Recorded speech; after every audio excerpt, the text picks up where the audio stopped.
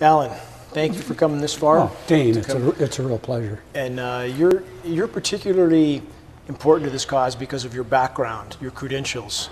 So again, for the benefit of this interview, your military experience, if you can outline that very briefly, and then your fish and game experience. Okay, I was a trained weather observer in the United States Air Force.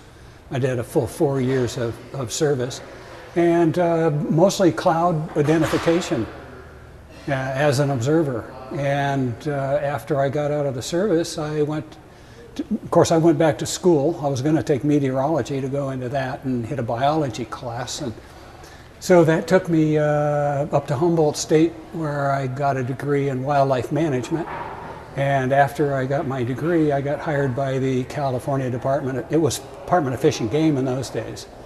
And now it's the California Department of Fish and Wildlife. And I did that job for 38 plus years. 38 years. 38 years, yeah.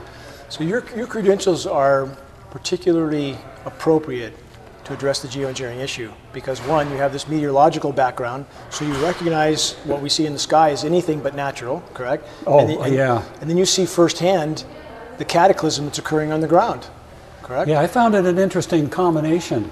It's the ideal combination for this. Yeah. That's why you're so important to this cause. But on the effect on the ground, you're seeing it kill off this contaminant, this bioavailable metal. It's killing soil microbes, yes? Yes.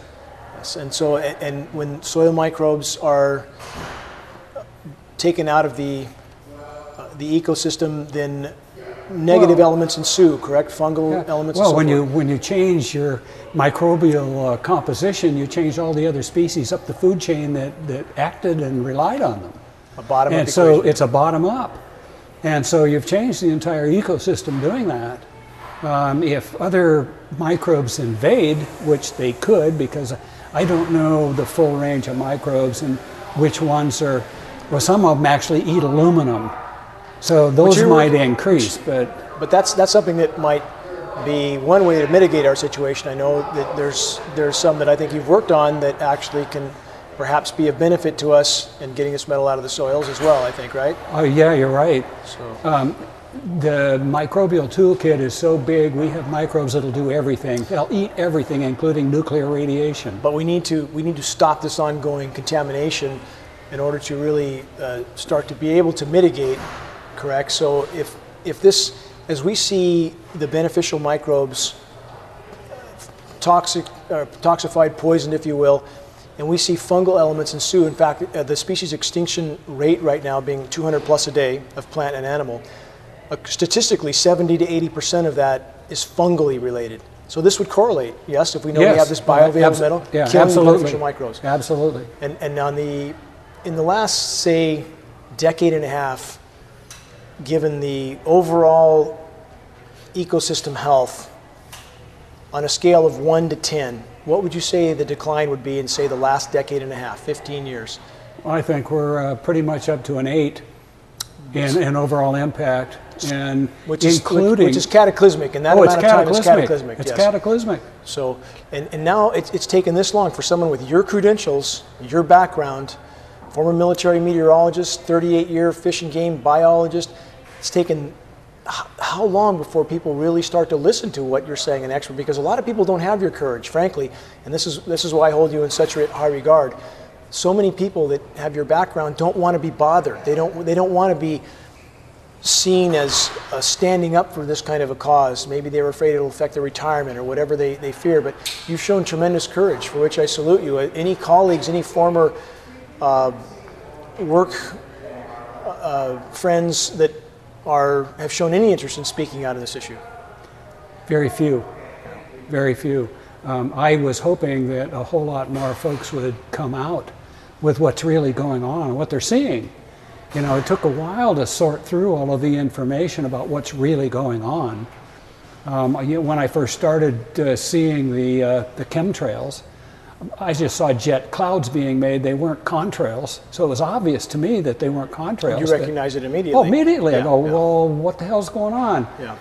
When I started looking at the aircraft and found out they were all unmarked, flying grid patterns, doing turnarounds, it was real obvious to me that it was a controlled program. And so, I mean, even something so obvious we're told by these official agencies just to trust us.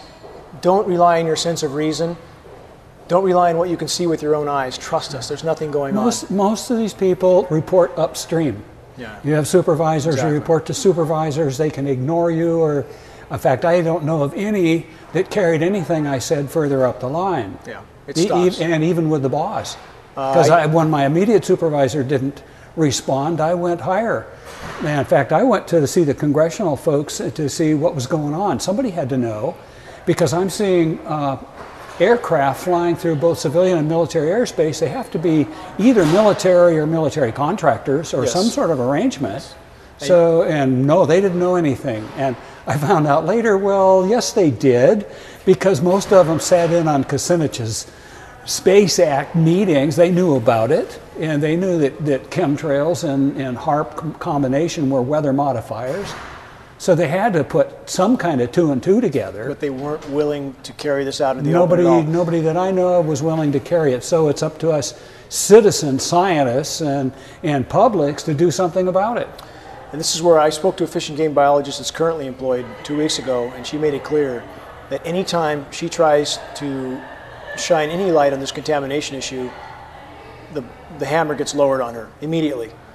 She's told to just it's shut down. Shut up. Yeah. And a whole lot of the college folks that have been noticing this, they're concerned about tenure and Exactly. funding. Exactly. And most of the funding comes from a lot of the funding comes from the federal government, and ultimately, boy, they have shut down a lot of people who came forward with this and then wouldn't stop. You want to keep your job? Yes, and ultimately it appears even state funding comes from the federal government, because we see a $30–40 billion state deficit that seems to disappear every year. Yeah. Those trails lead back to the central banks, so they fund everything down the line, and thus they can control everyone in that chain, everyone. And there's a scientist from Duke University that's also part of this funding problem. She's tried to bring up this issue. She's been taken into a room twice and told that if you continue to address this issue, there'll be consequences. What does that mean? So, as you correctly stated, there's been a huge effort put in place to basically control everybody's opinion, everybody's ability to address any issues, and it all leads back to who controls the money, correct? It always does. And it's very disconcerting to be able to see something you know is happening and to let people know and then have them basically laugh in your face. Well, I think the laughing's starting to taper off. Thanks to you standing up today and this issue is being addressed, and now would you say that the damage in the environment right now is so cataclysmic, this is my opinion certainly as well, it's so catastrophic that there will be no hiding this much longer. Well, they can't hide it now. That's my And I think too. this hearing is testimony to that. Yeah, yes, I would agree. Yeah. If we had more people like you, we would certainly have had this out in the open already. Based on the current trajectory that you see, the current rate of decimation, would you say that if we stay on this path, we are absolutely going to hit the wall very soon? The biosphere will implode to a degree that is will be a massive extinction event, which we believe statistically already exists. But if we stay on this path right now, it's the end of the road, is it not? It would be if it's carried that far. If we stay on this path. Yeah. And that's our conclusion as well, that statistically, mathematically, if we had, again, more people that have showed your courage, I don't think we'd be in this mess. So my utmost gratitude toward you, Allan. And this is Allan Buckmann, former military meteorologist, 38-year fish and game biologist. Thank you, Allan. Thank you very Dane, much for all the work you've done. Thank you.